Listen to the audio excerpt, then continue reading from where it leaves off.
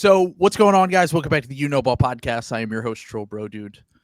And in the house today, we have from the Stay Hot podcast, Matt or Matthew. I don't know, whatever you prefer. Either one works. Either one. All right, Matt from we wanted to have Matt on the podcast because we realized we've literally never done a Charlotte Hornets section on the podcast before. This is a common theme. Is like I guess I should bring up the Hornets once, a year, and then that's my calling card. Yeah, exactly. It's a good lane. It's a good niche to be in because if they ever get good and relevant, man, I'm so set. It's never gonna happen. Sure. Hypothetically, you'll be on line one for the low post, and you will be, the stock will be going up through the roof. But we do have some real slop to talk about. There was a massive slop drop today. A trade happened. Bruce Brown, NBA champion, has been traded to the Toronto Raptors. Just a massive haul from the Toronto Raptors to be able to get Bruce Brown and 3 first-round picks for an over-the-hill Pascal Siakam. Just a completely terrible trade for the Indiana Pacers. But in all seriousness, Sam, is this the ultimate Kevin Arnovich trade? It might be. This is like the ultimate small market team. Here we go. It's perfect because it takes the Pacers from a 43 win team to a 48 win team, and they spent 3 first round picks to do it. Now, given they're all pretty bad first round picks, but it's the perfect middle class of the NBA. Dealing with the middle class of the NBA, 2 smart, darling teams dealing with each other. So the blogosphere is going to cook. Yeah, they're going to light this one on fire. Matt, what was your first reaction when you saw this massive slot bomb come through the timeline? I'm pretty happy about it for both sides, I think it's fair to like it a decent amount. I mean, I've got my questions, but I think Siakam's a good fit for Indiana. He likes to run. Pacers like to run. They needed a defensive wing. Or, sort of that 4-5 type guy. He's that. And I'm assuming since they gave up all those first-round draft picks, they're confident he's going to stay. That's the big question. I would hope so. Yeah, right. I mean, I would have to assume that they have a pretty good idea that he's going to. And I was happy for the Raptors. I mean, I was this close to making a video being like the Raptors are dead in the water. Sure. The Siakam trades, because it looked like, I don't want to sign anywhere. And if he didn't want to sign anywhere, I thought, maybe the Warriors for a really, really small payday because they'd value being good this year and the bird rights would mean more to them. Yeah, that's maybe what I thought. So getting 3 firsts, even if we can, debate how much those are worth considering what they are, I thought was a pretty good return. Yeah, no, that's kind of what we discussed in the last episode. We had J.E. Skeets from No Dunks on, and he's obviously a big Raptors fan, and we talked about, is there even going to be a market for Siakam? Because obviously there was this expiring thing. Masai kind of dropped the ball by making that Jakob Poeltl trade a year ago and has essentially been backtracking ever since. They lose Fred VanVleet, OG Anunoby. They end up getting decent value for OG Anunoby, but for a guy that at one point they were, considering off limits, they didn't get some sort of haul for this guy. And then Pascal Siakam, who I said, the 3 teams I said I thought were the best fit and could actually afford to pay him this offseason were the Warriors, Pacers, and Sixers. And obviously the Warriors didn't want to give up their young guys. The Raptors weirdly went against what I thought they were going to do, which was get draft capital instead of get young players, because the Pacers have 100 young players, and especially between Mathurin and Jarris Walker and potentially Isaiah Jackson, 3 guys that probably would fill a need and are kind of in the mold of, I Googled their wingspans to make sure that they were Masai guys. They all have 7-foot wingspans. So that was what I kind of anticipated. I heard yesterday that Isaiah Jackson was kind of the holdup in the trade, and the Pacers decided to include more draft capital instead of including him because I guess they believe in him long-term, potentially as a Miles Turner replacement. But the more I think about this, the more I actually think. I know it sounds insane because Siakam's expiring, but like, how does Indiana get stars? They don't. They either draft them or they have to do what they did, and they have to overpay for them in a trade. And the 3 first-round picks, like, if you're coming from Toronto's side and you're saying, look, we got Bruce Brown, Bruce Brown's a good player. Maybe they keep him, maybe they flip him. But if you're coming from Toronto's side and you're saying this is one of the greatest Raptors of all time, we probably should have traded him a year ago, and we decided to be stubborn and go in the other direction.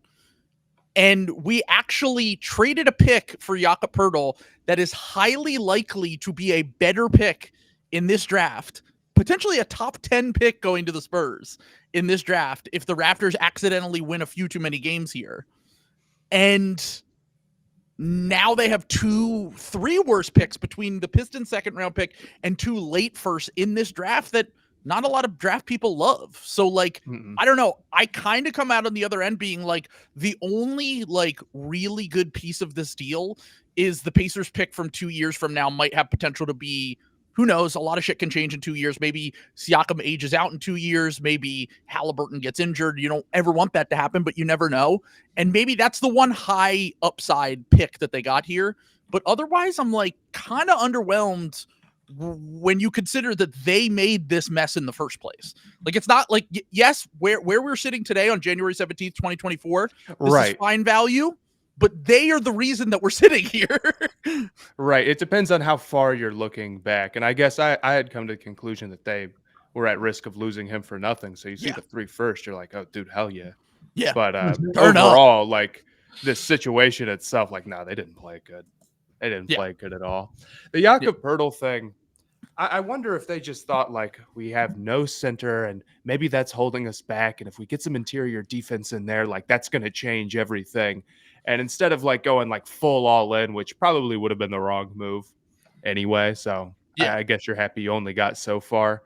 But when that didn't change your life, I wonder if they're like, oh, wait, never mind. This isn't going to work out like we want. That's my guess as to what happened. You're right, though. No, what happened was they wanted a rim protecting center who could rebound and set screens for Fred VanVleet. And then they let Fred VanVleet walk for nothing in the offseason. And that just started this domino effect of what has led us to, look, on the whole, if you look at what they got for OG and what they got for Pascal, fine, good players. Quickly, I like Quickly's upside. I like him as a player. RJ has certainly looked better for the Raptors than he did look for the Knicks. And they at least have some draft picks in the cupboard if maybe they want to make other moves to kind of fill out the rest of the roster. I just don't think these picks are very valuable. And I think that we look at 3 first, like Haralabob on Twitter was like, oh my God, how could you give up 3 first round picks? And I'm like, what were they going to do? They just drafted Ben Shepherd. They have Jarris Walker, Isaiah Jackson, Nembhard, Mathurin. Eventually you got to start trading. You got to cut down. Yeah. Like, you can't have 10 young guys and everyone fight. Like, that's horrible for their development. It's not good for if you're trying to be a win now team. And I kind of think that the Pacers, even though on the surface it feels like they kind of got they overpaid for Siakam, I think when you consider the fit and kind of what they need, like, I just went on another podcast and I said, to me, Siakam and Miles Turner is like we have Giannis and Brook Lopez at home.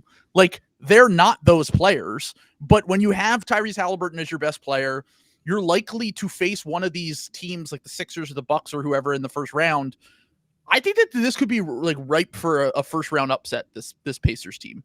I don't think that I would put money on it, but I think that there's potential that with the amount of shooting they have, with the amount of, like Matt said, they love to run. They love to kind of gas out teams, and how much that's going to be over the course of a series, like, that could kick your ass. Yeah, they could. It's almost like we're talking about like some of the logic around these Suns teams where it's like, dude, they might just be able to like outgun anybody any given series. Obviously, in different ways, and the expectations are wildly different. But I agree. If you go in and you're the Pacers and you face the Bucks or the Sixers and you're on like house money at that point, like nobody expects you to win, whatever, you might as well just go all in. And I think they've I think they've got the horses to at least get a couple. They're not going to be a 4-0 out, I don't think. No, definitely not. No. Yeah. No. And I just want to add to that, like, I called them Kings East coming into this season, and I was like, they're going to be a top 6 seed. They're going to be a scrappy first-round team no one wants to play. And the one thing that the Kings needed was like a Pascal Siakam type to like make it so that the bleeding wasn't so terrible. And like between like they're still going to have a ton of defensive issues because they just have so much offensive personnel that when you get deeper into the playoffs, like I don't think this is a team that can win multiple series this year. But you now have a defensive cut front court that is passable to cover up for some of the issues that you're going to have on the perimeter. And I know it's going to be the common kind of nerd take here, but I just think it's right. I just think Pascal Siakam fits what they need on both ends of the court. And he's still a very good player that I think doesn't fit on every team. But if you have a team that has a ton of shooting around him, he's going to be really effective. Right. And that's exactly why you like it for the Pacers and not for a lot of other teams. Yeah. And that's, again, part of the reason why I thought they wouldn't get anything back for him. I said, the number of teams where it's like you can just slide Siakam in, it's just not that high when you think of, a lot of any team that has a 5 that can't really shoot is going to be scratching their head being like, I don't know if we can give this guy a huge bag. Or even like the Sixers, like we have a big who can shoot, but it's a clunky fit because they like to occupy the same space on the floor. Right. And like now, like you can build things around the Siakam and Buddy Hield 2-man game, the Siakam, the pick and roll around. If you have Siakam setting screens for Halliburton, picking and popping, picking and rolling, like you have a ton of options, and you have look, Turner's overrated as a shooter. Like Miles Turner is talked about like he's Karl Anthony Towns as a shooter when he's more just like Nikola Vucevic as a shooter, like a medium volume guy who can occasionally hit some threes, 33 to 35% throughout his career. But when you're a center, that's kind of all you need to be like a legit threat. And if teams are going to be trying to pack the paint, I think that you're going to get a ton of open threes. And this Pacers team tends to they're kind of a Morey ball team outside of Halliburton. Like they get to the rim a ton, they get into the paint a ton, they shoot a lot of threes, and I don't know. I think they're going to be fun. So Sam, are you less high on this trade? Or are you just kind of like it's a whatever trade? I think my take on it, because I'm kind of sitting on it because I was like, oh, that's kind of interesting that they only like included garbage firsts in this deal and they got to keep all their young guys. And then I'm like, they also kept all their young guys though.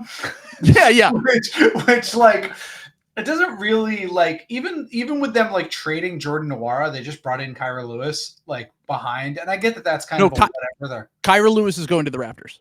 Oh, he's going to the Raptors. Oh, okay, never mind then, because that made less sense to me when that was going on. Okay, so that actually makes more sense. So they got rid of probably their worst young guy. I feel like I'm not stepping on any Jordan Nwora stands toes when I say that. It seems like what happened, because this had been out there. Like Trill, you and I had heard whispers about this deal like 2 days ago. They were like, this will probably get done in the next 48 hours. It kind of sounded like the Raptors were just trying to like make final calls out to everyone to see like what, if anyone could top the package. And I think that was where the Isaiah Jackson thing got lost, because I don't think there were any other offers. Sure. So there was just basically like, okay, well, have this either Thunder or Clippers pick in 2024 instead. And that's like the offer. And then you get to say that you had like 3 first-round picks. And it's a pretty good deal. You got a guy who can – I think it's a pretty good deal for the Pacers. I'll say that.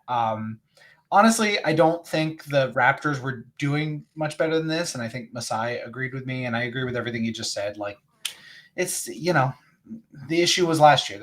You couldn't do this last year, and you probably would have done a lot better than this. It's fine for. I mean, just imagine if they did it. Yeah, Fred VanVleet, Jakob, not trading for Jakob Poeltl, OG Anunoby, and Siakam with a year and a half left on their deal. Like they would have come out better on the other end. Like it doesn't really make sense to me that they waited as long as they did. And look, you can't really look backwards on this whole thing. And sure, you got 3 first-round picks. I don't know. I don't really like it for the Raptors at all. Their fans are, obviously some of our favorite to follow on Twitter because they're psychotic. And their whole reaction to it was completely appropriate, which was basically like, your whole reason you traded the pick for Jakob Poeltl was because you said, that draft sucks. Don't worry about that draft. And then you got 3 picks in the draft. And by the way, when was the last time the Raptors had a late outside of the lottery hit? The last time the Raptors had one? Yeah, it was OG Anunoby, right? Right, yeah. But I mean, to be fair though, they had done like 4 years in a row up until that point. That's what I'm saying though, is that now they have a chance to try to get back on track and find their Fred VanVleets, their Pascal Siakams, their OG Anunobys. Look, the majority of drafts outside of the lottery, it's a crapshoot anyway. We know this every single year. I'm not going to sit here and act like I'm some fucking expert, but like, there's a reason why teams don't highly value these picks. Like, there's a reason why, when we're looking at 4 straight drafts of either the Raptors trading their pick or the Raptors completely missing on their picks in the first and second round, then I do think that there is just a purpose behind that. Like, I don't think that teams are like crazy about picks in the 20s and 30s, because like the odds of you hitting on that pick and getting a meaningful rotation player is like, there's usually 3 to 5 guys in that range where you can really find value. And maybe the Raptors get back to their roots and they figure out, we're going to identify talent. We're going to find kind of a marketed efficiency or whatever it is, which was tall guys with wingspans. And then also one of the shortest guys in the NBA and Fred VanVleet, the complete opposite. But I don't know. I just kind of look at it and I'm like, I kind of look at it like they need to start hitting on these draft picks for me to even care about them, because I agree. But I think getting back to that is the only way forward. So it's almost like when I look at trades like that, I care more about what direction the team is choosing to go and being all in on a direction rather than sort of like the middle of the road. Like, we don't know what we're doing. We're trading for Jakob and nothing else. Doing that and being like, okay, we probably need to make some hits. Sure, that's a tough position to be in. But I'd say outside of a few teams, and particularly true with the Raptors, that's how it's done. You have to be able to hit on the picks, right? Yeah. No, you're right. And that's why I always say when I look at these trades and like, oh my God, they got how many picks for Rudy Gobert? They got how many picks for Donovan Mitchell? I actually don't like, I think that the Sixers got a higher upside pick potential in the James Harden trade with that Clippers 2028 first than pretty much any of those packages. Like, you never know what can happen in the NBA, which is why you try to get a ton. I totally understand that. But I'm just for valuing the quality of a potential pick and the upside of a pick, getting an unprotected pick compared to the the general kind of picks that are in the teens and 20s and 30s. But like you said, at least they picked a direction. That's really the silver lining on this, is that they have talent to build around Scotty Barnes now. And once they either lose their pick this year or they keep their pick this year, which is top 6 protected, and they can kind of have a vision looking forward to, really kind of rebuild this team. And look, GMs go through cold streaks, teams go through cold streaks, which is why in the first place, you should probably never really act like they're messiah figures, if you will. But I just kind of think that this is a trade that I'm kind of underwhelmed by, considering like the way that they treated Pascal in the last year of all of this. It's just all very, very, very strange to me. But looking forward, Pacers are going to be kind of a pain in the ass. I mean, I want that Pacers Bucks matchup like badly in the first round again, because this is like already starting to be like, you had the in-season tournament. The Pacers beat the Bucks, Damon and Halliburton going back and forth. You had Giannis storming off after his 60-point game, trying to get the ball from the locker room. So I kind of need that in the first. Like, if I'm looking towards the playoffs, I think the Pacers can beat the Bucks in a series, and I really want to see that. That's interesting. I don't disagree. I think they could be feisty. You know what, though? I'm thinking about it. I think that I think that's pretty much impossible for that to happen. There's a better chance of Mike McCarthy being fired by the Dallas Cowboys than that happening. Now, so as long as Mike McCarthy has a job, that'll definitely happen. Did it just happen? Yeah. Fuck! God damn it! Did it really? Yeah. I was hoping they were gonna do one more year. Lifetime contract. Oh man, between this and the Sirianni, them probably keeping Sirianni, not a good 10 minutes for me. Yeah. Oh, we're talking about that today on Stay High. Oh wait. Oh, not making a head coaching change. Never mind. I was wrong. So they are beating the Bucks. Let's go. I'm spreading fake news. Let's go. I saw the. Why did they do a ticker like that with his image? That is weird. You see this in the comments? He's not getting fired. Yeah. If you have to do the ticker, that probably tells you enough right there, man. What does that mean? Wait, what is that? Like, if I were Mike McCarthy, I'd be like, wait, what the fuck? Like, why is scrolling your timeline? I'm not getting fired. That'd be like if I came in tomorrow and everyone was throwing a party for me at work. They were like, "Yeah, Sam, you're not getting fired. They're not going to fire you." Like, what? That was going to happen?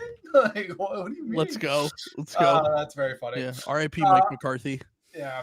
So anyway, the Pacers are going to lose. I just jinxed them. I just jinxed them with. Yeah, I know. You just set them up. I just set them up for failure. Yeah, Pacers, Packers, it's close enough. I would have to see this Pacers team. I definitely think the Pacers are more of a real team and less of a gimmick team. I know you believe in them a lot more than I do, Trill. I've always just thought they were kind of a very silly regular season team. I have admitted that they're a Ponzi scheme. Yes, okay. That's the thing. They are like it is like a very eye-rolling, like, oh wow, they scored 120 again. That's awesome. Yeah. Like, but they just took they scrolled all their offensive effort up and all of their defensive effort down. And they're like, if we just make more shots than the other team, we'll be able to win every game. Look, I get it's not a 1-to-1 situation either, but the fact that like weren't Pascal and Nick Nurse like not getting along at the end there? I hear mixed things on that. Yeah. Well, our joke was and it might even be funnier now because we thought the sleeper cell move was that Pascal told Giannis, because Giannis and Pascal went on vacation to our knowledge. And when they went on vacation together, Giannis had just met with Adrian Griffin and Nick Nurse for the Bucks head coaching job. And while he was on vacation with Pascal, they hired Adrian Griffin, who Pascal was with both of them in Toronto. He was Griffin was an assistant. Nurse was obviously the head coach. And our joke was, did he do this to ruin the Bucks? Because he knew Griffin might suck. And then he could get his way to the Sixers to play for Nick Nurse. But now that the Pacers and Bucks have a rivalry, the theory lives on. The theory lives on that they could face each other in the first round and have potential to take down the other team. So I don't know. But so last piece of this trade before we move on from it. What were you gonna say? I was just gonna say that like I was just gonna finish that thought saying like Rick Carlisle is famously not a guy who like, I'm kind of surprised he like let the Ponzi scheme happen, but like I wonder. That seems like it's going to be hard on Pascal to be the only guy who plays defense on a team. Well, Miles Turner plays defense. He just hasn't this season. Well, that's what I'm saying. Like, I don't know. Like, I'm not sure this is necessarily going to be a better situation for him. Like, I do think the Halliburton and Pascal connection will work in general, but I don't know if all these other guys they have around them. It's like the what's the word I'm looking for? Like it's the base of a real team, but I feel like it's not going to end up being. You're going to need to add one more guy before it starts being like a real team. I still think they're going to get boat raced a little bit by some of these more developed teams in the best. But long term, the best part of that is like they have all these young guys now. If one of these young guys pops, great. If two of them are rotation players and you can get past this season when you traded both of those picks, they'll have future draft capital to give up still. And like if Jarris Walker doesn't fit with Pascal Siakam or something, and like, but he's shown promise. A year from now, you could be like, all right, let's trade Jarris Walker with picks, and we have all these contracts, and we can get a third guy in here. Like they don't get stars in Indiana. There has never been a star who was like, I'm going to go to Indiana. So like it's always via trade. It's never via free agency. It's always the draft or trade. And you had a guy who, look, that next contract might not be great because Pascal's going to be in his 30s. And I've said I think he's going to age okay because he's just a smart player and also has like a really high level of athleticism. So even if he declines, like he's still pretty athletic. But I kind of think that this, in terms of short term, helps you be competitive this year. Like our whole thing, Matt, has been like, Herb Simon, the owner of the Pacers, is going to die soon. So, like, he just wants to see a playoff series victory. He's like, I don't care. Like, we haven't won a playoff series in 10 years. Get me my fucking playoff series victory that I can ride off into the sunset. Yeah. I get it, man. I'm the same way with the Hornets at this point, dude. Yeah. Like, give me a playoff series. Similar shit. When was the last time you guys won a playoff series? 2002. Oh, Baron Davis? Yep. Oh, my God. 2002, I was 1 years old. Let's go. Or no, I wouldn't have even been one at that point. And the Hornets have never won a 7-game playoff series. So it was only a 5. It was before they even changed the rules. Yep. It was right before. Wow. Well, Indiana's starting to now be they're slowly working their way back up the ranks of the cute small market teams. Like, for a while, they were like they were one of the better ones at like nailing the draft, building good cores, and now with Halliburton, Siakam, and all these young guys, you have potential to be like, I don't know, maybe a team that makes a run one year. Yeah. Yeah, I could see one of those like one-time thing conference finals run for them, even if the development of the young guys doesn't work out. But I think they've got enough young guys who have enough potential where it's like, if they end up really hitting on one of them, that you could get pretty seriously excited about them down the line. You know, I totally agree. I mean, it's like a better version of what the Hawks did a few years ago, essentially, when they ruined my life. But so last piece of this whole trade here. What are are there any teams that you guys would like to see if the Raptors do decide to trade Bruce Brown? Are there any teams you think that he would fit on that would be like good fits that he could realistically get traded to? I mean, I've talked about my nightmare of him joining the Miami Heat. Yeah, I was just gonna say the Heat are probably one of the best. Yeah. Could you imagine Heat culture Bruce Brown? Yeah. It's like double Heat culture. Yeah. I don't know who's got the 20 million or so to give up. Philadelphia 76ers. That's kind of the that's kind of like 80 million in expirings. So between Lowry's expiring in Miami, between that, the Sixers, the Warriors have a bunch of expirings. I think he would be a very good fit there. The only thing is the Warriors, every time I talk about the Warriors, it's like they're so small. And any team that is trying to get Bruce Brown, and even the Sixers, like, I know we hung with the Nuggets last night, but you can tell positionally they're a lot smaller than teams like the Nuggets and the Celtics. Like, I know it sounds the same because Joel Embiid's our best player, but like, you go down all the starters, we're almost always the smaller team compared to the other team. So Bruce Brown, even though he plays bigger than his position, like, he can really play 1 through 3 because he's just like strong, athletic, and just like a good player on both sides of the court. And we know he can play in an NBA Finals. But if the Raptors do decide to move on from him, I think that the team that should be, I mean, I think the Heat would make me sick, but I think they would be a fantastic fit. The Bucks have nothing to trade, but he would be really, really, really good for the Bucks. Yeah. Like, he's exactly what they're missing. Yeah. Yeah. What is he a decent corner 3-point shooter? Yeah. He's having a down shooting year, but I kind of think one of the reasons why I'd be interested in the Sixers getting him is because this is just me spitballing here. I haven't really watched a ton of him on the Pacers, but the one thing I will say is like maybe their style just didn't really match with him. Maybe he's better playing off of, it sounds weird with his skill set, but since he's become an improved shooter, I wonder if he's better playing off a post heavy player like Jokic or KD or these guys that he has played off the last few years. So that's why I thought he might be a good fit with Embiid, but he's become a good corner shooter. He's he's just a very good all around basketball player. I'm asking that because I think the Cavs could also use a guy like that if he's hitting corner threes, because Sure. you basically put him in the Okoro spot, and like an Okoro that could like hit threes would be like pretty interesting. Yep. For them, I think that the Lakers are another one that just because they're in every trade. They're in every trade, but like like I do think Masai would be Photoshop. Yeah, well, I feel like Masai is one of the few people who would genuinely be very interested in just a straight up Rui for Bruce Brown swap. Like I looked up Rui's wingspan; it's like 7'2". Yeah, that's what I'm saying. Like I'm like not kidding. Like I genuinely think that trade could happen with like no sweeteners attached. Like he'd just be like, yeah, give me Rui instead of Bruce Brown. Like I would love that. Yeah. You get another international player. You get the long arms. It's a perfect fit. Although maybe look, people can change. I used to be a piece of shit. Like maybe Masai is learning. Maybe he's growing.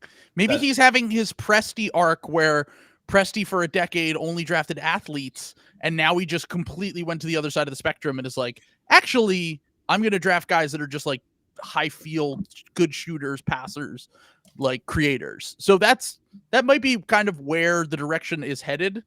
But to be fair, like Bruce still has a long wingspan and is like pretty athletic. So like it kind of fits the mold if they just want to like be competitive, because the Raptors will never tank. Like that's not part of what they want to do. It will only be on accident that they tank, which is what they're currently doing. So we'll see. We'll see with Bruce Brown. I think that he could, if they are open to trading him, I don't think you could get 2 firsts for Bruce Brown on that contract, but you might be able to get 1 decent first for him. And like I said, he's a good player. Good fit with a lot of contending teams, and I would be interested to see if he does get some interest here in the coming days. So, just like to point out, trade exception. No, I was gonna say PJ Tucker and oh god, a 2030 Clippers pick.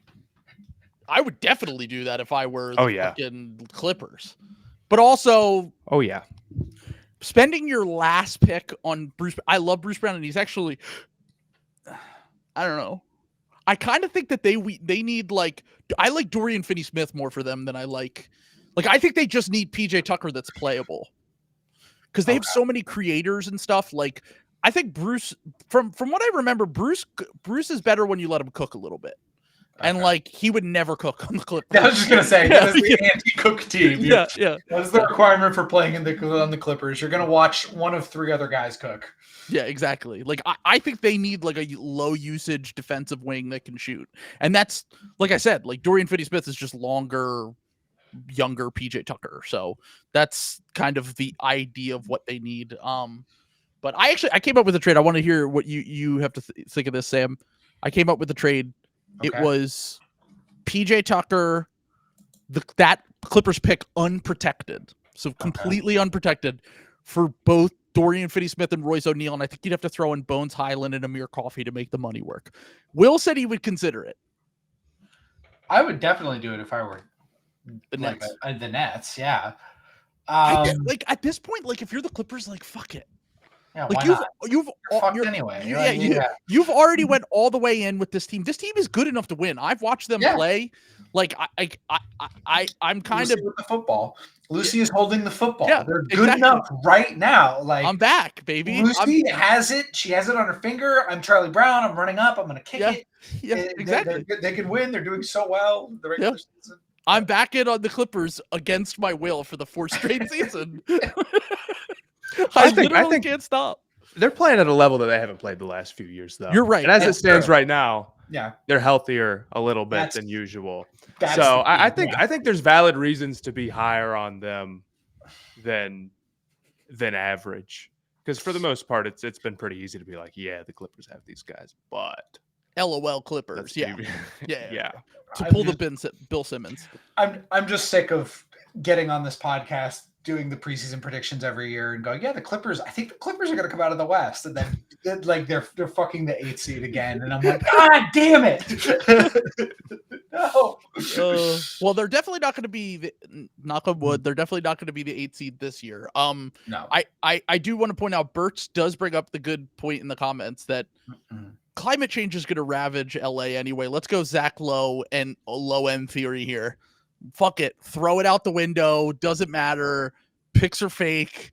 We're building the team of God in the Intuit Center, or whatever it's called, and we're gonna win the championship for the Clippers for the first time ever. The sad sack franchise.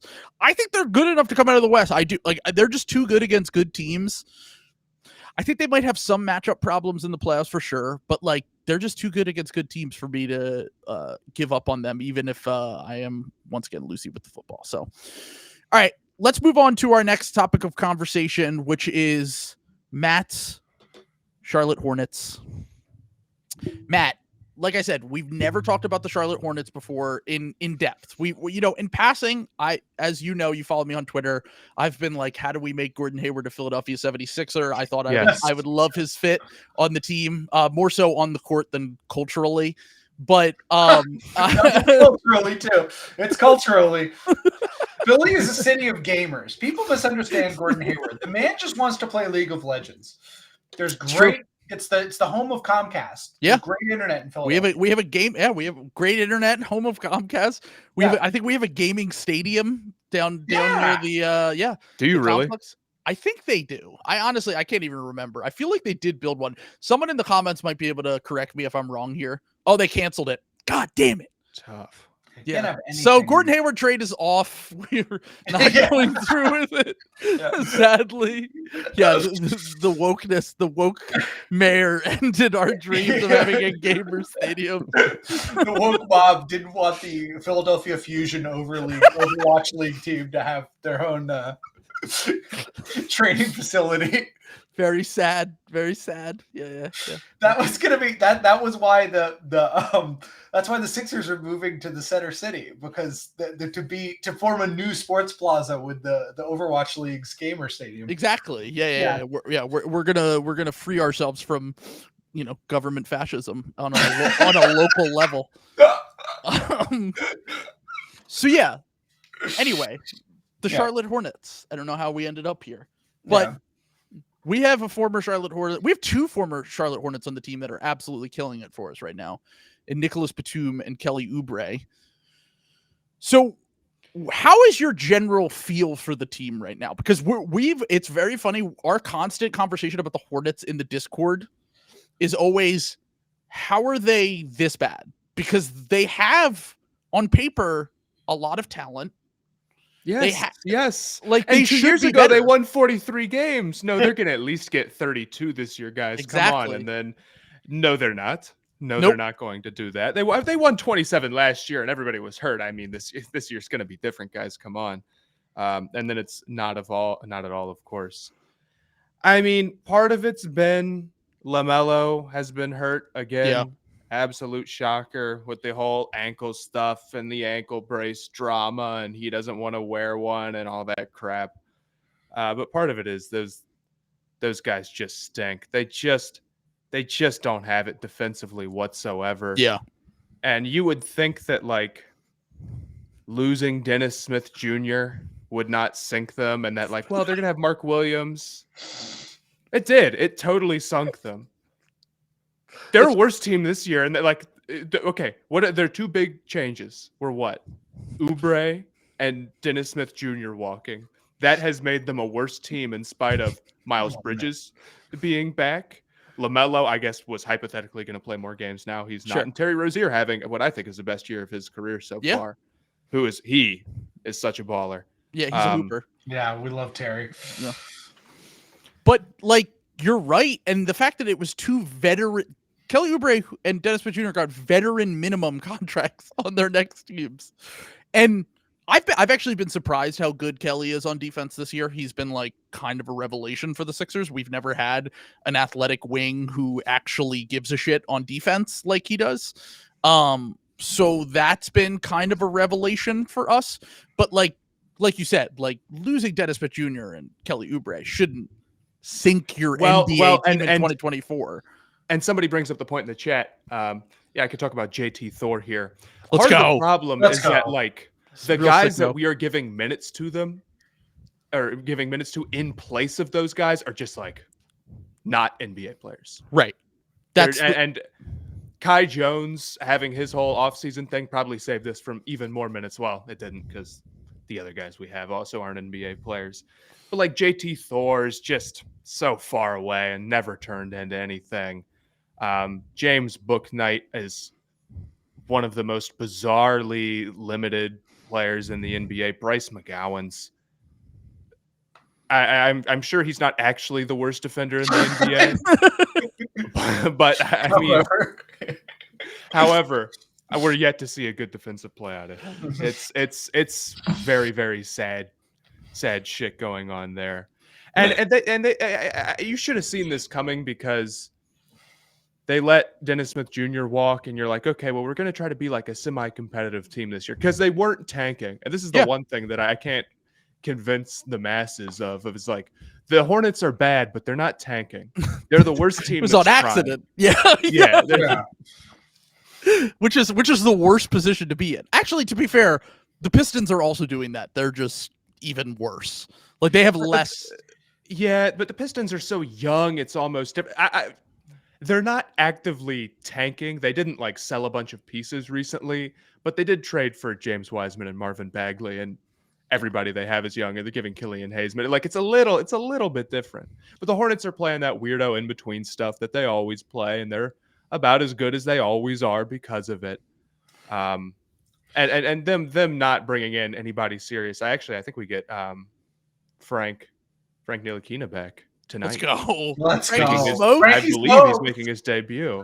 So that should change everything.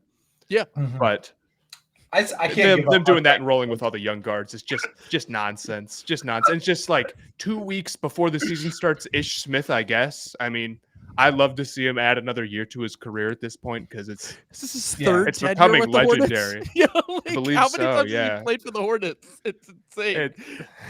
Probably more than he should have at this point. He's coming home, man. This is the pride and joy of Winston-Salem. Unbelievable. Wake Forest superstar. Did you guys see that thread? I think, Sam, you sent this thread to me on Twitter, which was the 2017 draft predictions, and it was like Fultz superstar, Lonzo Ball all-star, Jason Tatum bust. Yeah, it was every single one was wrong.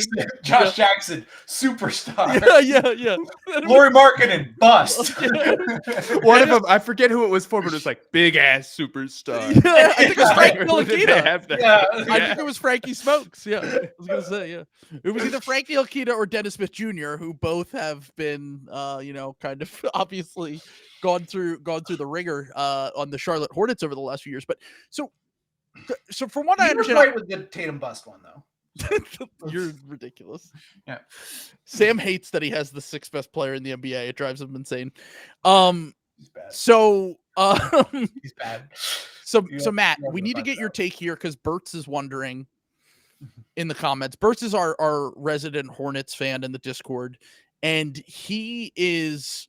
I saw Jake Fisher's report earlier today that Mark Williams, I literally had this written down before Jake's report, but it was LaMelo, Brandon Miller, and Mark Williams are the core, right? Like, that's like the guys that you're not moving off of in any trade that you could make at this deadline.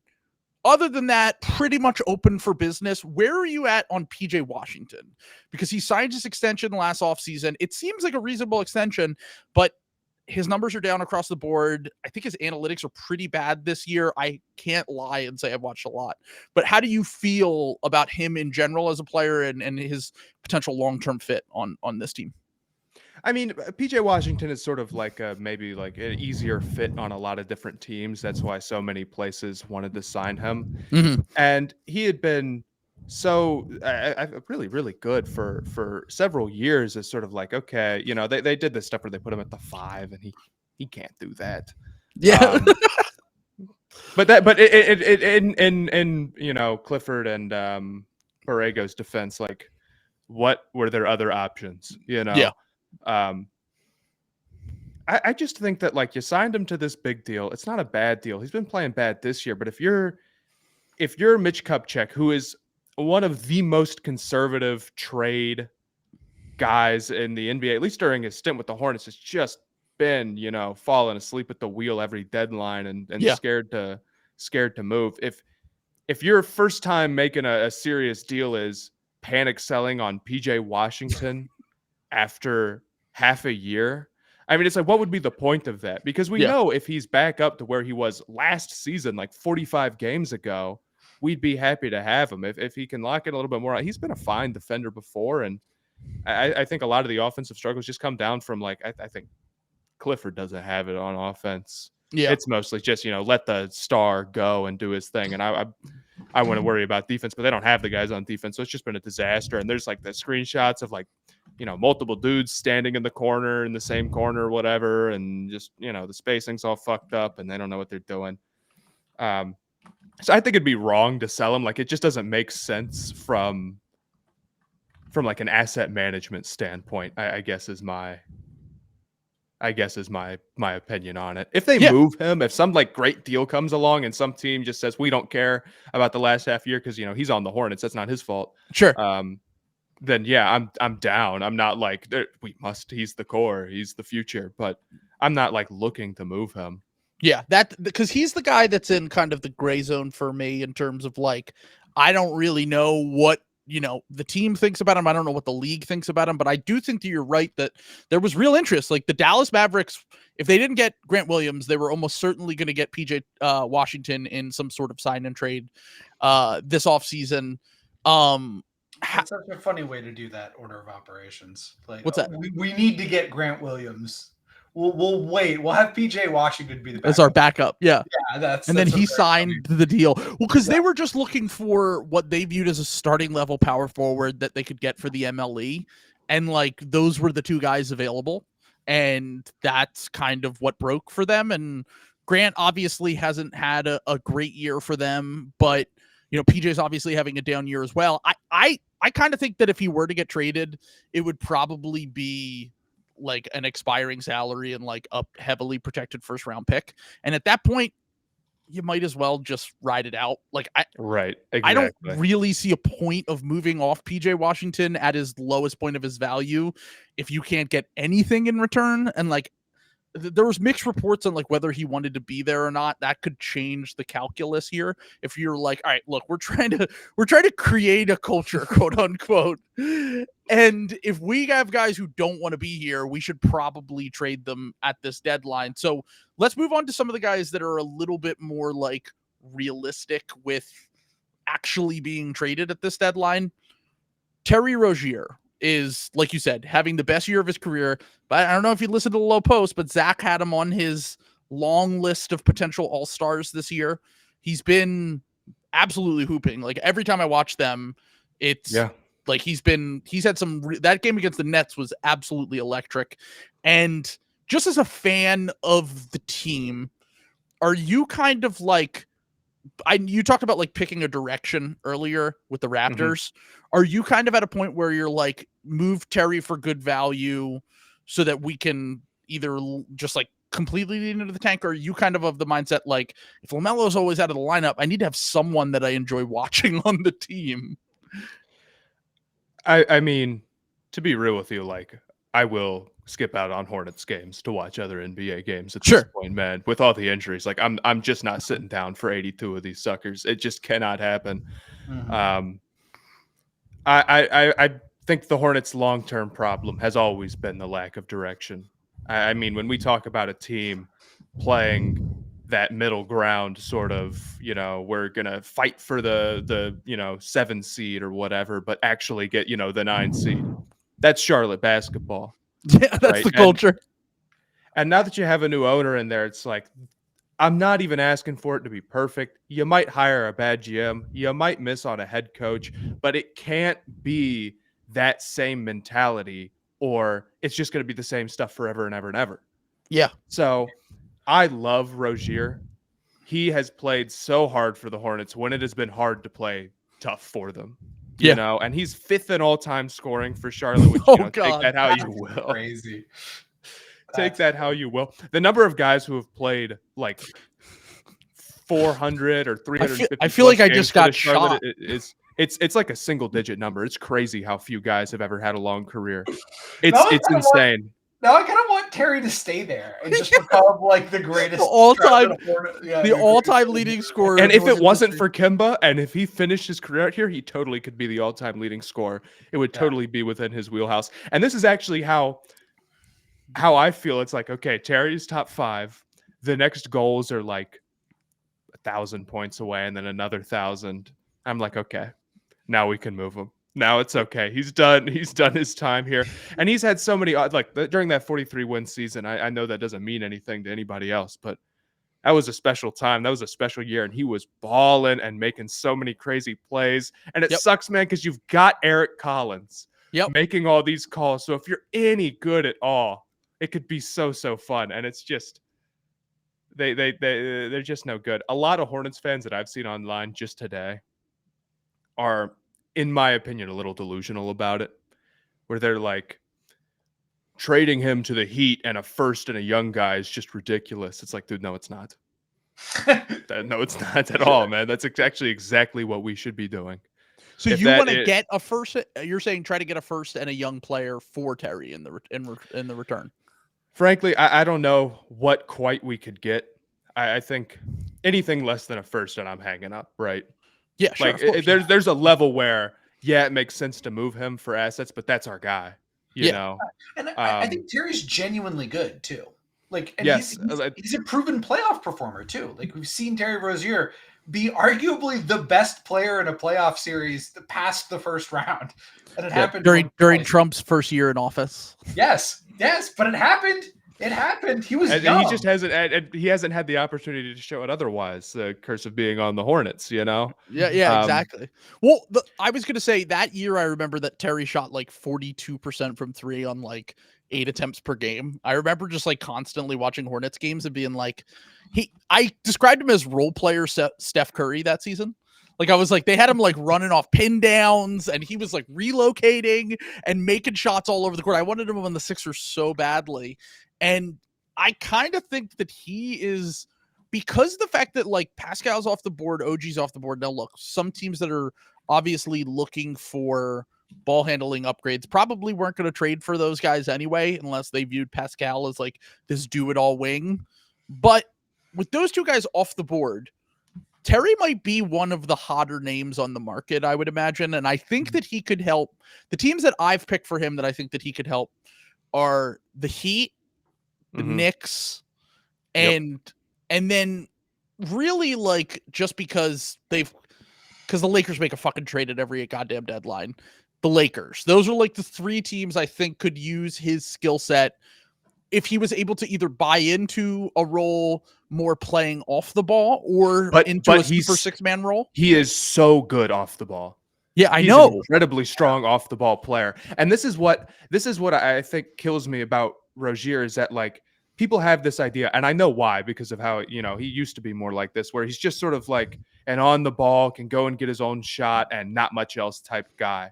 And like he is good at that stuff. He's been very good in isolation, but he's also been incredibly efficient in the pick and roll this year. He's incredibly good off the ball, and he's moving the ball around and passing the best that he ever has.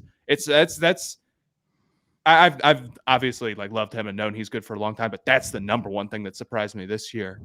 I mean, the 7 assists might just feel like, oh, that's kind of like a fake and phony stat because somebody has to do it. But even last year when he was a guy who had to do it because everybody got hurt, it wasn't like this. He's playing fantastic basketball. Yeah, no, every time I've watched, he's been, like I said, he's been electric. And I think the off the ball thing and the at least pass performance of defense where like he is pretty small, so we can really only guard guards. But like in the past, when he played for the Celtics, I know it feels like a lifetime ago, he did have good defensive performances, and he at least has the like mindset and general like tools and athleticism around that part of the game where I think he probably can be effective as a defender. The thing is like, it's the thing I call it, you know, the Kyle Kuzma corollary, essentially. Like Kuzma was a bench player on these finals teams this finals team that won a title in LA. But then he gets the shot appetite of a star with the Wizards. And he's like, I can put up 24 a game and make $20 million a year. And I'm the shit. I don't care if we win 15 games. Who gives a fuck? Like, I'm the man now. Is Terry in that mindset? The question for teams that are acquiring him, is Terry like fully Hooper pilled to the point where he's like, I want to be that guy? Or is he willing to buy into a role where he's on a team with like superstars and he's working off of them? Because I think he could be really effective if he decided to, you know, kind of make that change at this point in his career. I think that he is in a lot of ways like, you know, a pretty vocal locker room leader. He's called for players only meetings and things like that, which makes me feel a little bit better about him being sort of a team first guy. And just recently today, there was a report that he prefers the Miami Heat. Let's go. We don't know exactly. I just love that Terry Rozier could be like, send me to Miami. This league, and baby. You know, I'll tell you what, man, he's earned it. He's put in the hours. I don't want to give him away or nothing, but if that's what he wants to do, that's what he wants to do. But it makes me feel like you either have to think two things. One, he knows what the Heat are like, or at least he should, and he's willing to buy into that, which would make the answer to your question like, yeah, he's willing to do what needs to be done. Or you have to think that he is totally delusional and think he's going to like run the show in Miami, which I just don't. I just don't think he's doing that. I just don't buy that. So I think that he would, and he's played that role before happily. You know, so I believe it. And you know what? Back in the good old days, 2 years ago, he wasn't like the guy at any point. I mean, it was like we have 4 different dudes who can go and we're running and everybody's going to get some different shots. And again, with the off ball stuff, he still does that a lot. So I think that he totally could. I'm probably not going to answer no to that question though, because you know I can't handle my boy, but I really think that he could. Yeah, I think he kind of has to at this point if he wants to be on a good team like Miami. Yeah, Terry, I know for a fact that if Terry goes to the Miami Heat, like they will beat Celtics in 7 games in the first round, and Terry will hit the dagger 3 on us. And I will still gladly want that for Terry, because there is not a human being on this planet who deserves to enjoy Miami sunlight and nightlife more than that Terry Rozier. I love Terry. I really enjoyed the Terry Rozier time here in Boston. So what's incredible is that Sam's team is so good that he has to envision a poverty outcome. He's like, you know, we're like breaking net rating records here. We haven't lost at home a single game. And he's like, man, wouldn't it be awesome if a former Celtic beat us? Because he knows that the Grizzlies can't get to the finals with Marcus Smart. It's gonna happen. So he has to happen. I'm telling you, it's going to happen. You have no idea. You have not seen the shadows, the specter of death that looms in my shadow. It's like the portrait of Dorian Gray. I wake up every day, you know, oh, the Celtics have a 10 net rating. This is awesome. I know the Miami Heat are waiting around the corner. It's going to happen. Anyway. By the way, the Celtics started Luke Cornett right now, and they're up 25 at halftime. Anyway, continue. Who cares? Regular season. It doesn't matter. My question, has there ever been a franchise who has fired a coach, hired a coach who did better, and then brought back the coach who did worse? I don't know. Probably not. Probably only one team has done that, I would guess. And you know what? Steve Clifford experience. I got it at the time moving on from Borrego, foolishly thinking like, yes, we're due for bigger things here in Charlotte. That's like, yeah, we're ready for the big leagues now. Moving on from Borrego, holding us back. Well, because they were a team that just like you know, they were good, but it was so much just like, we're going to run and we're going to run, and they'd get to a big game and it's like, you got to have a little bit more juice than that. So I was like, okay, you know, the transition stuff slows down when it gets serious. Yeah. But Steve Clifford stinks. Yeah. So Definitely not. And God bless him. Like, anybody could do anything with this, but like, it's not worked out for Clifford long term. And with how the team is playing, I mean, even this bad Hornets team is underperforming. So it's just ridiculous. They're a very ridiculous team. Although I'm very confident that new GM, new head coach coming next season. Let's go. It's changing. The whole culture is shifting. So let's just do a little speed run here on the other players that could potentially be available on this deadline. Gordon Hayward being bought out is ridiculous, by the way. What is that? It's the $30 million, man. Somebody somebody would have to get down to the point where it's like the deadline and they've got no other moves lined up and they have $30 million to spare. Let's go. Robert Covington, Marcus Morris, and like 3 second-round picks for Gordon I'd do Hayward. it in a heartbeat. That was the fake trade that the Ringer came up with today. The problem is that Hayward he was so healthy for the majority of this season, and then he got hurt again. So like that might be the Sixers famously did this trade where they traded for an injured George Hill the year they lost to the Hawks in the second round, and the fans are like horrified of that. But I just watching Batum, I know Batum's like, especially the way that Hayward moves now, not quite as athletic as he used to be.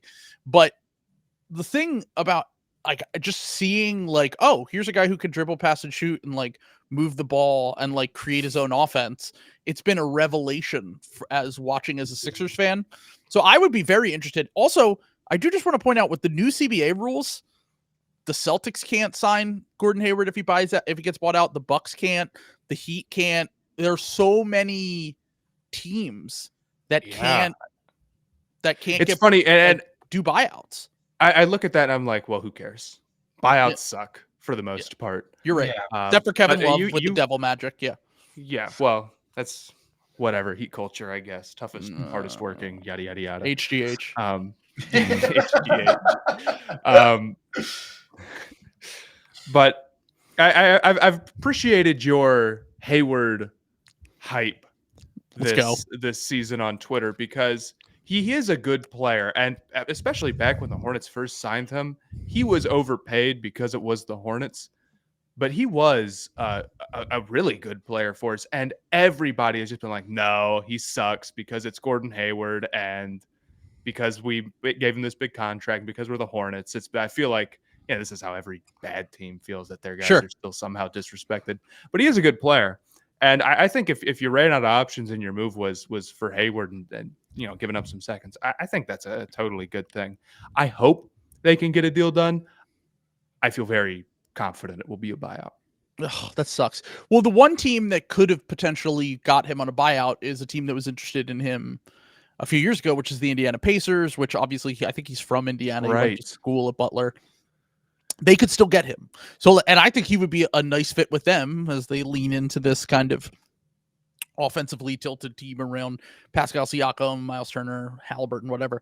But and also until today, they had cap space to actually offer him some money. So and to the Sixers fans in the comments saying the cap space plan, Gordon Hayward's expiring. That wouldn't affect the fake cap space plan. Emphasis on cap space plan that Daryl Morey has for this upcoming offseason. So don't worry about that at all. So this would be a fallback option, like Matt perfectly explained. Day of the deadline, all your other moves fall through. Gordon Hayward's a good basketball player. When he's healthy, he can play on both sides of the court. Even if he's not quite the player he once was, he can fit on a lot of good teams, especially if he buys into a role, I think. So we'll see. Like you said, it is tough to match that salary for a lot of teams. The Sixers are one of the few where it's not, but we'll see on that front. And then the other few guys that are on the team right now that could potentially be available, I don't really want to talk about Miles Bridges. I just think the whole thing's kind of gross with him and how everything's gone down there. But he basically isn't tradable, really. Like, he can technically be traded. Like, if they wanted to send him to the Lakers, he technically has a no trades clause, and also you can acquire his bird rights in this trade because he picked up his qualifying offer. So you would basically be sending him to a team that would either have cap space next year or they could offer the MLE. But the guys I want to talk about that are not. You said he would have that bird rights, though. He doesn't have bird rights. Oh, doesn't have bird. He has no bird rights. You don't get bird rights with the. That's interesting. I didn't know if you that. trade the player, you don't get qualifying offer. If you keep the player, you can renegotiate a contract with him, I believe. But if you pick up your qualifying offer, he's basically just going to get an MLE with another team or something. So that's another thing where guys just lose money if they get traded. I mean, I guess they have a no trade clause. But Miles Bridges is. Oh, I see. Okay, never mind. He has a no trade clause. So yeah, yeah. Miles Bridges. I don't really care about Miles Bridges, but I had to bring that up because we're talking about it. Yeah.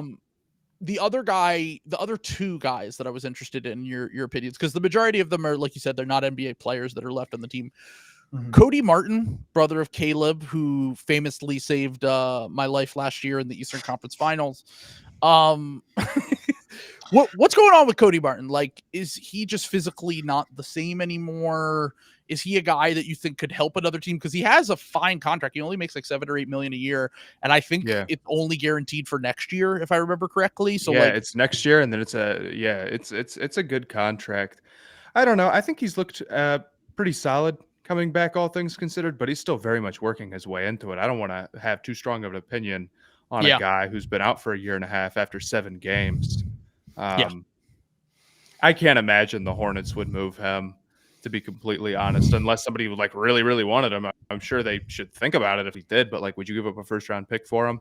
No. Okay, well, I don't think the Hornets shipping him off for second-round picks does anything. Because, again, if you move him and the idea is that you want to win games, which I don't know what their thinking is. It might not be ridiculous to think that they don't want to just like tank the team intentionally this badly, because it's really ugly stuff after him.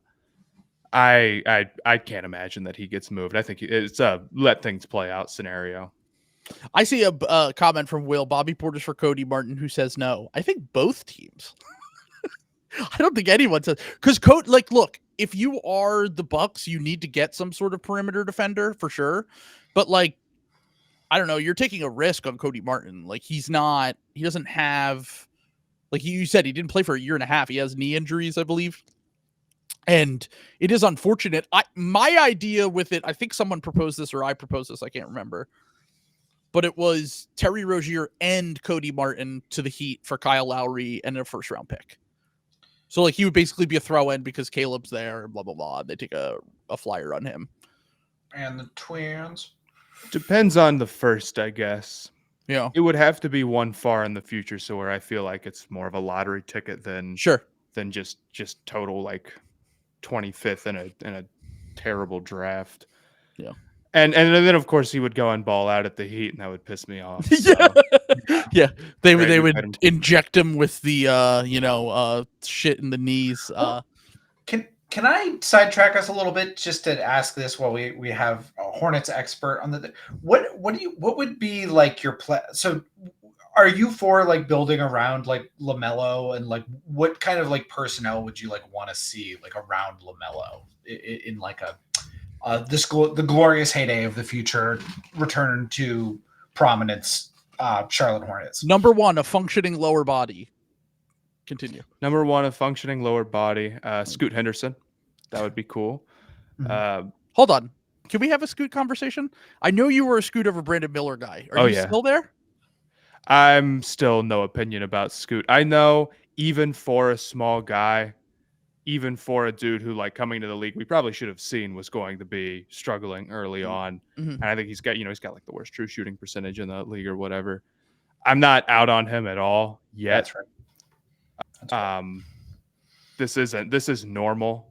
And I've been burned by that before, particularly with Garland. But sitting on it now, looking at it now, I'm not actually that upset about it. I just trying to get a banger off, I guess. Miller's been playing pretty good. Miller is a couple years older and projects to be better quicker anyway, outside of the age stuff.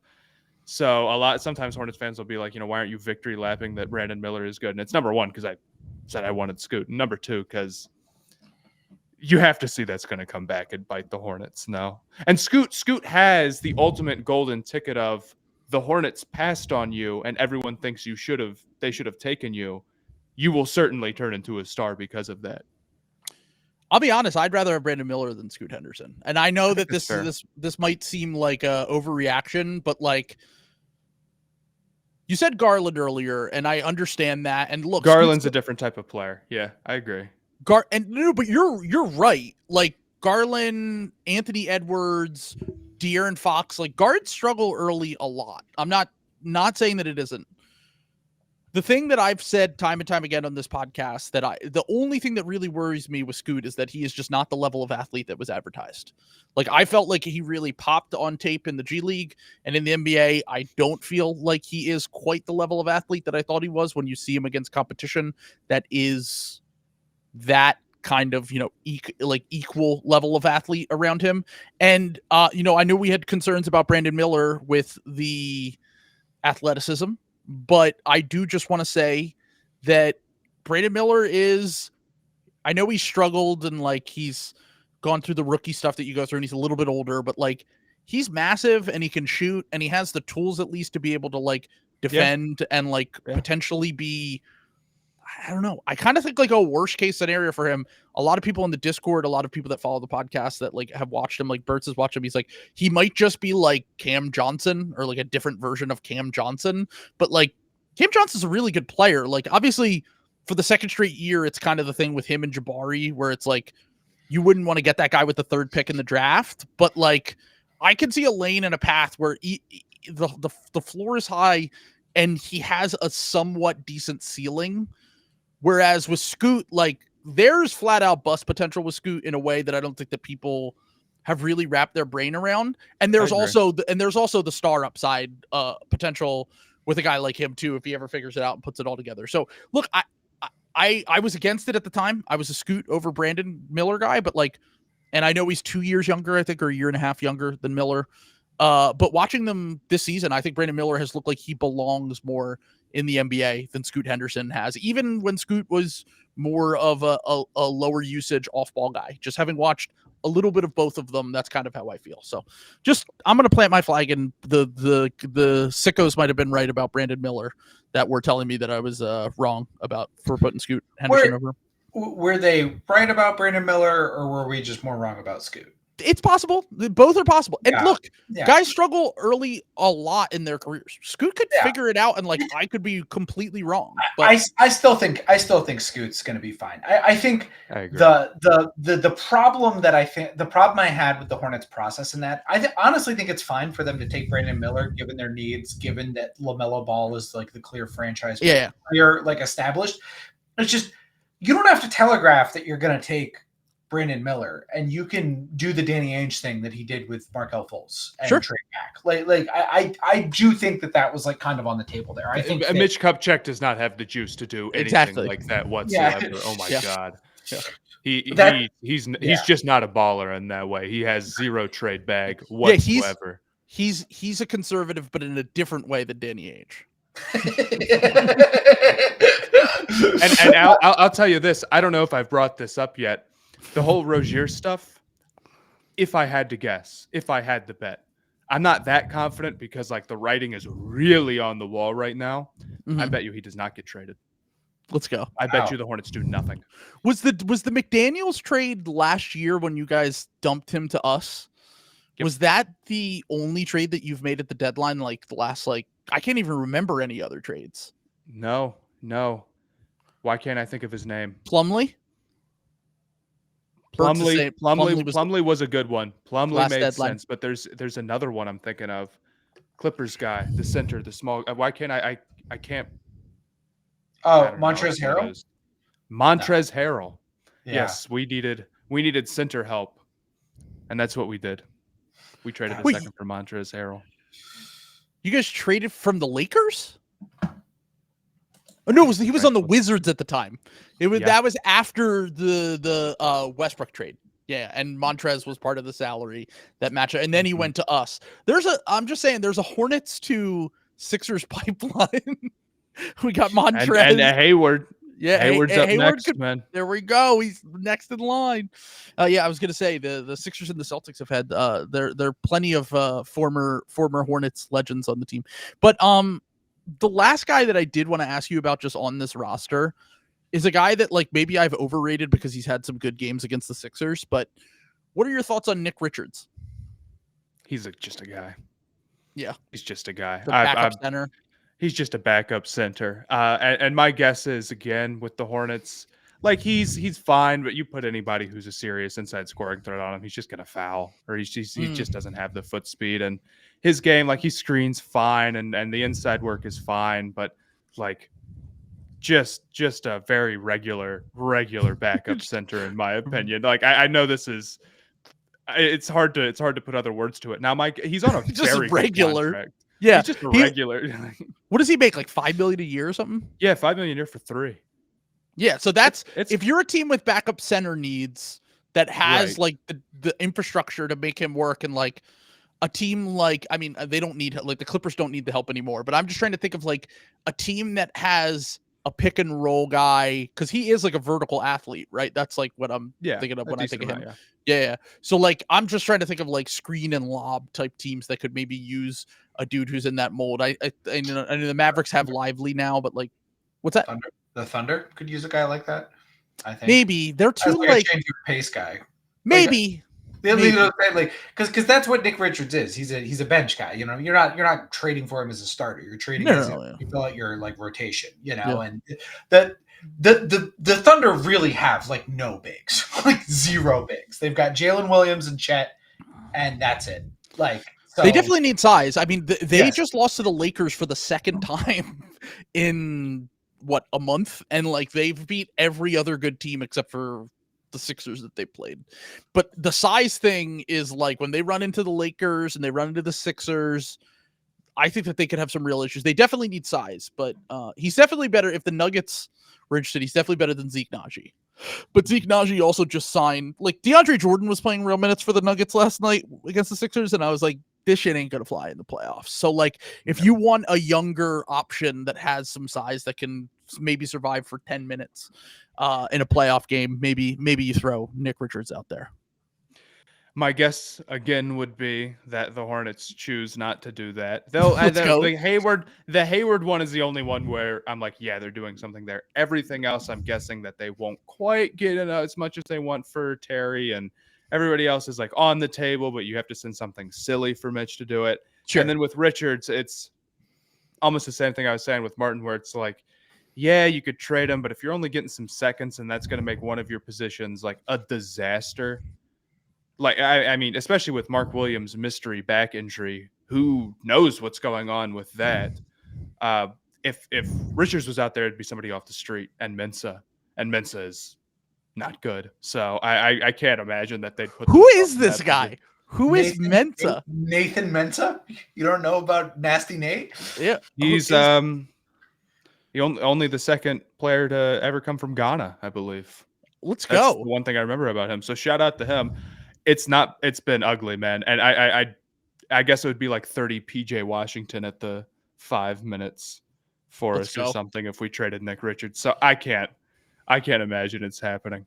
I was going to say, I've never heard of this man Mensah. I've seen his name thrown around recently. I figured Kevin O'Connor would love him because he loves rich geniuses like Elon Musk. So Mensah. Folks, have you heard this one? Yeah. His last name is Mensah. Yeah, have you heard this one? Any relation to Vic, the rapper? All right, sorry. I'd have to assume that. yeah, I can't. I have nothing for you. I don't know. You don't dabble in Chicago rap. I understand. Also, Vic Mensah sucks. So it reminds me of growing up on the O Block too much. So I can't do that. Exactly. Yes. But my question I have is Nick Smith Jr. anything? Like, has he played enough to have any? Bertz likes him. Yeah, he's kind of been getting at the basket and doing a lot. Like I haven't watched too much of him yet to have a real strong opinion. Mhm. And it's very possible that when the other guards are Ish Smith, who's 40 years old, and Bryce McGowan's, who is evil, that it's just by comparison, he looks pretty good. But he's like seems like a pretty solid athlete, and yeah, I agree, Bert's like defensively, like he's out there gunning for it. Like I'm more excited about him than I am about a lot of the other young, interesting, let's see what we've got pieces who have all turned out horribly in Charlotte. Truly, Mitch Kupchak's 2021 draft is among Top the disaster class worst I've ever seen. man. Yeah.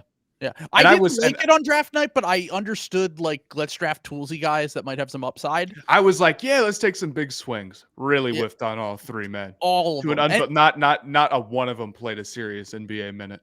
Yep. Yeah, and as Bertz has pointed out, the thing about Nick Richards that I didn't like him as a prospect, I didn't think he was good enough. I thought that like he always showed the touch. In like, I think he was really good at floaters in the line, if I remember correctly, in college. And that has, if you have a baseline level of touch and you can hang on the floor defensively, like Bertz is saying, that's part of, just basically making yourself into a competent player. And he was a really high school recruit. So it was definitely worthy of the end of the first round flyer, even if I wasn't a big guy on him. Like at one point he was a lottery guy. And like, look, I'm not saying he's Tyrese Maxey, but I am telling you that having followed the draft, guys that have really good touch, that have decent tools, and might flop their first year in college, doesn't mean that they can't have good NBA careers. So I see the vision now more that he's in the NBA. I can't say I've watched a ton of him. I've seen some people post clips of him, and he certainly looks like he belongs, and he's still young. Like he's still like 19 or 20. So like that's definitely a good sign at the very least. But let's do a little slop roundup here. Oh, by the way, for anyone who listened, I don't want to talk too much about the Jokic and Embiid thing because we've probably talked about it 100 fucking times in this podcast over the last year, and it just is a nauseating conversation for me to have, especially as a Sixers fan now. But Stan Van Gundy on that broadcast, I heard the clips today. It's just a genuinely embarrassing performance from Stan Van Gundy on just constantly going at Joel Embiid for everything he did. I thought it was loser shit. I was like half expecting him to fucking ask for Joel Embiid's birth certificate based on how he was riffing on the broadcast last night. It was fucking crazy. I can't believe that they continued to allow him to do that. It must be personal between him and Embiid, because I think that when Doc Rivers was hired, Stan was one of the guys, and Embiid didn't want him. And also he criticized the process before. So fuck Stan Van Gundy. I just had to get that out there. You're a loser. Fuck off. Anyway. This is Trill. Trill doesn't want you to follow the breadcrumbs. Why is Trill not talking about Embiid dissecting Jokic? Because he's a sleeper Jokic agent in your house. This man does not like Joel Embiid. I have heard him say it. Joel Embiid has owned me. I have been, as everyone that listens to the podcast know, I've been skeptical of Embiid's playoff stuff because of the dropping. I know he's been injured, but I don't care. That's part of being like in the playoffs with him. I have been critical of him in general. He was once again the best player on the court against Jokic last night. And more importantly, he is now, like, I said it on Twitter last night and people were like freaking the fuck out that I said this. But I was like, this is by far the greatest season that a Sixer has ever had. He's scoring the most points per possession of any player in NBA history, 100%. He's averaging almost 50 points per 100 possessions and anchoring a top 5 offense and defense on each side of the court. And then in addition to that, he's also averaging a career high in assists. And we're like 23-6 with a plus 11.6 net rating when he plays. This is by far the best season. I don't care about Charles Barkley. I don't care about Allen Iverson. I don't care. They're all great all-time players. Joel Embiid is currently having a better season than anyone since at least Wilt Chamberlain. And Wilt is fake. He's not real. He's playing against fucking plumbers. Come on. He was a psyop. Yeah. All of those basketball players, I don't even count them. Yeah. If you think Wilt Chamberlain is real, yeah, you probably think birds are real too. No, they're all made up by the CIA. So let's but just remember that. I think it's by the way, with the shout out to Jonathan for YKB, and the Y stands for Jokic. Let's go. He's figured it out. You guys have figured out what we've been cooking here. But yeah. So shout out roundup. Yeah. Slop roundup. Last thing, shout out to Clan Van Gundy. Clan Van Gundy. Slop roundup real quick.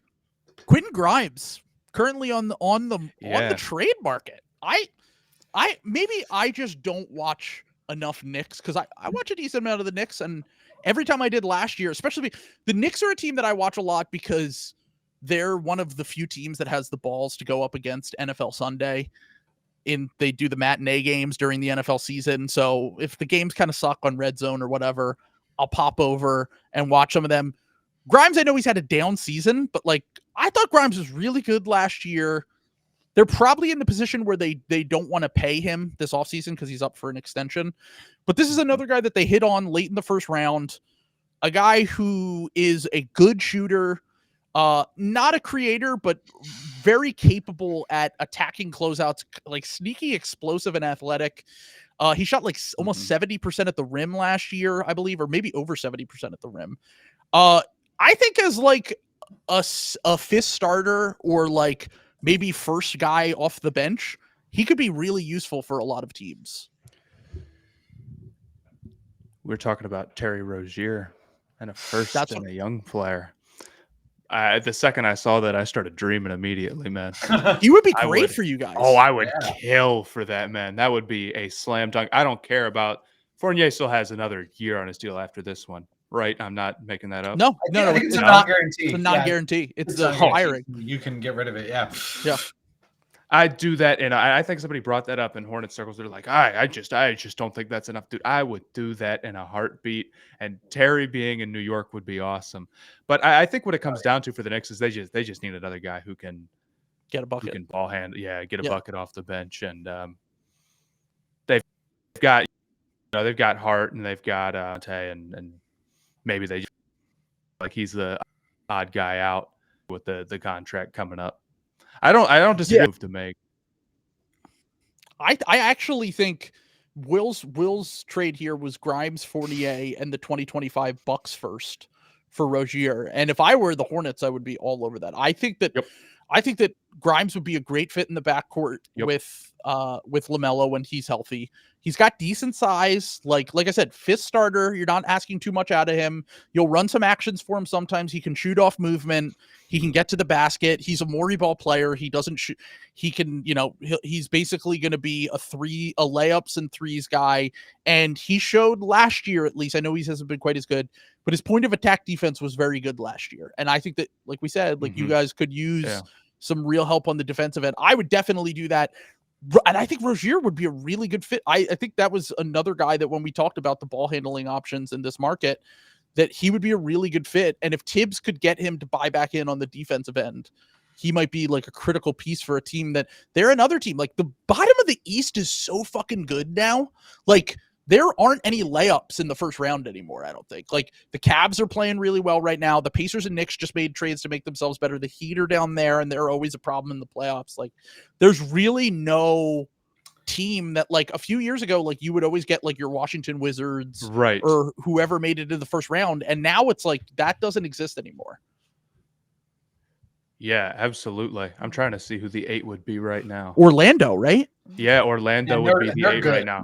Yeah, they're genuinely good. I think they're better when they're healthy. They're good. Stuff. Yeah. And I think that they might be a team if they can get another. They could use Terry, to be honest. They need. It kills me, dude, because they've got all these they've got like Joe Ingles are running out there for any type of shooting. Sure. And I love how they've built things out with the defense and how they've had this plan and how it's worked pretty good. And they've sort of landed like they fell in the right spots to get the guys who are these lengthy and all that. It's almost like kind of what the Raptors want to do if it worked. Exactly. That's exactly what we said. It's like, what if the Raptors' vision that they had for the past few years had a single guy who could like create his own shot. Well, yeah. What if they had the Bancheros and the Yeah. and the Wagner and whatnot? But I wonder if the timeline just doesn't fit quite right. And the thing that I'd be scared about them is like as you transition to try to get more of those shooters, do the guys on your team right now, do like the Suggs, do they grow into that shooting? Or do you have to go trade for guys who are just shooters and you sort of lose some of that like all defense stuff? Sure. If they could find a way to go peel Grimes away, and I guess they don't really have the guys, but maybe in some sort of 3-team, who knows? That would be a dude I'd be looking to add for sure. That's a great fit, actually, now that I think about it. Because I do think that they want to have that defensive identity for sure. Like their ideas, like Franz and Paolo, Franz especially, are plus defenders. But like those two are going to be kind of how they live and die. And like their development will be as far as the team goes. And they just want to put those like stout defenders who can shoot and move the ball around them. And so far, when the shots are falling, they look great. And when one of those guys are out or they can't hit shit from three, it gets really, really clunky for them.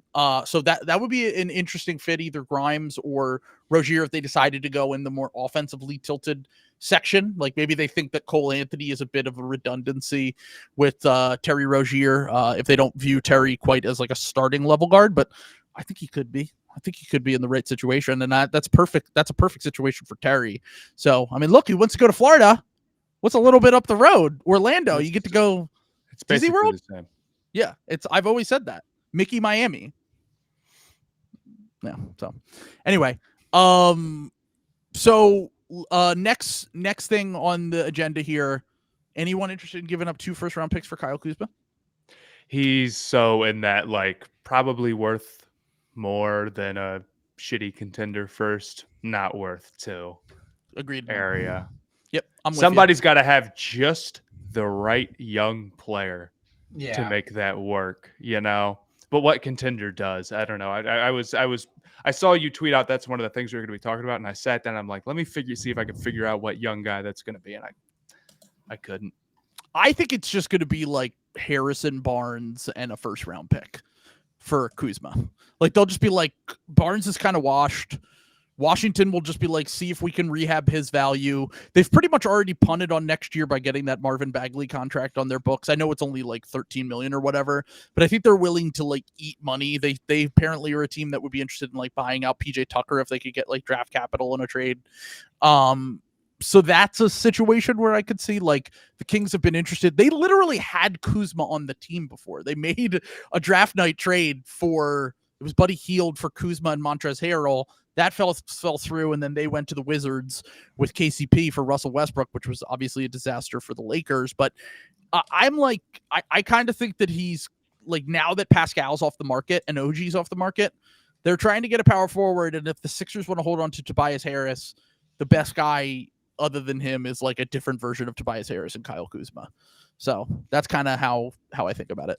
But I can't really think of any other teams that would be like, Kuzma's just a guy that like, I think you put it perfectly. Like he's probably worth like 1 late first, and like you really got to think about his fit on your team, and it's a team that needs like size on the wing that can score a little bit, and like there's just so few teams that are like contending that need that. There's so many question marks in his game and where he wants to fit and what he wants to do that like I wouldn't be willing to take like a super risk on that if I'm a team. What if they're the third team in a DeJounte Murray trade? They're sending Kuzma to the Hawks, and let's go Trey and Kyle Kuzma. Yeah, dude, yeah. The TikTok duo. Yes. Fucking yeah. Let's get special. Let's get lit, dude. The vibes would be off the charts. I honestly think that would work a lot better than what they have now. Like, it definitely would. I mean, the DeJounte Trey fit is not. The offense is totally fine. It's the defense that's a disaster there. And Kuzma's at least big enough that like, yeah, he's not a perfect defender, but like he would certainly be a better fit on that team. Well, and it makes DeAndre Hunter expendable like later on down the line. You know, there's so much stuff that could. There's a ton of stuff that could happen there, but I just think that you could get the young player. I think Winger would take whatever like pick and like weird trade package that you're going to get back for DeJounte. Like he would take the Lakers pick or whatever the fuck is, coming back on the other side there. So that was another one I looked at when I was thinking about a thing. I don't think Kuzma and Jalen Johnson are a weird fit though, because I think you just need two big wings. Like if you have two big wings that can play and are like okay enough at both ends, like Kuzma's not a great shooter, but certainly a willing one. Yeah, that's what I'm saying. Like I think he would get open shots on the Hawks team playing with Trae Young, and like I think he could knock down open shots too. So by the way, I don't know if you saw this, but Trae Young was on TNT last night at 1 a.m. The Hawks had a game today, and we were watching TNT. I was like, Trae Young is just on TNT at 1 a.m. I know players have different sleep schedules and stuff, but it was just it cracked me up that was the case. But the other thing, like the other kind of part of that is like, I see Will in the comments saying like, I don't know how long Trae is in Atlanta for, because he's kind of been like publicly flirting with Wemby, and like there's a little bit like, I would like to see a Trae and Wemby duo personally. Like I think that would just be electric basketball.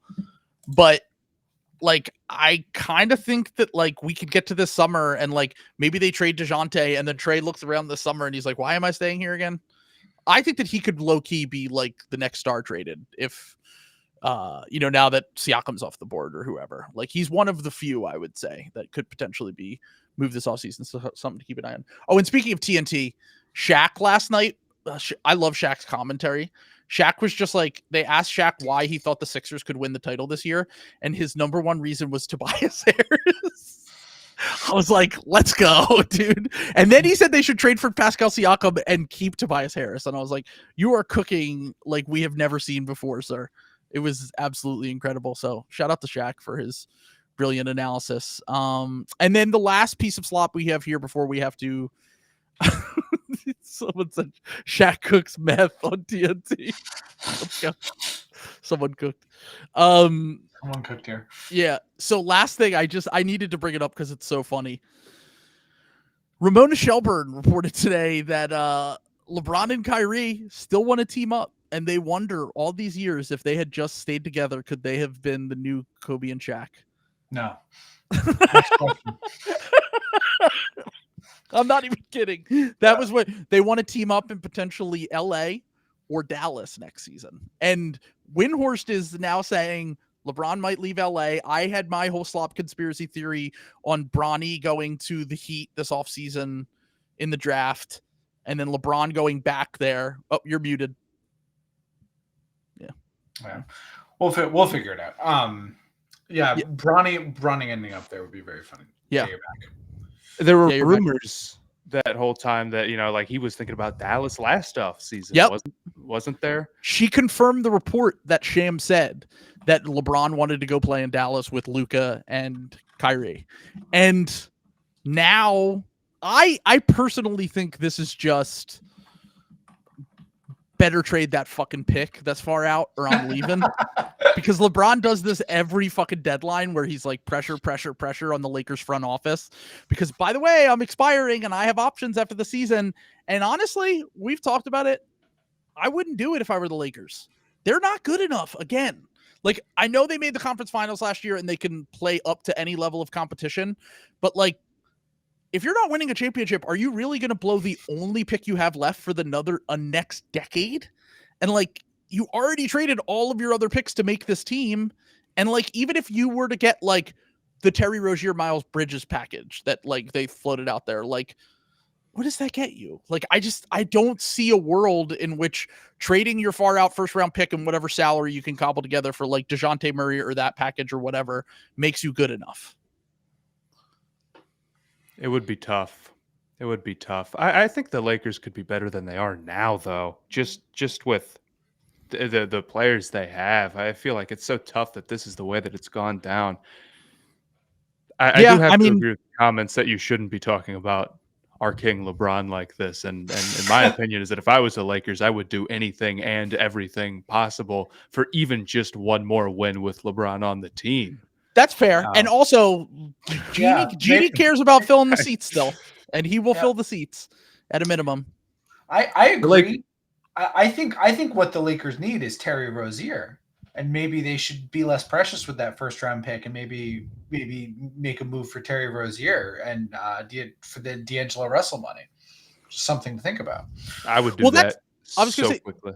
I was going to say that's the problem with any trade that involves the Lakers is that if there's a team that's like the Hawks that's like, we want to get off money, they can't do that because they stupidly signed everyone to 2 to 4 year contracts. But if it's a team where you're just like, whatever, we don't care about next year, and you'll take on D'Lo and you'll do D'Lo and whatever salary filler plus a first for like Terry Rozier or whatever, that's fine. But I don't know. I just think that the Lakers kind of back themselves into a corner once again. And I don't know, maybe they'll wriggle themselves out of this jam. But I if not, LeBron to Dallas or Miami. Talk soon. Back to Cleveland, so third time.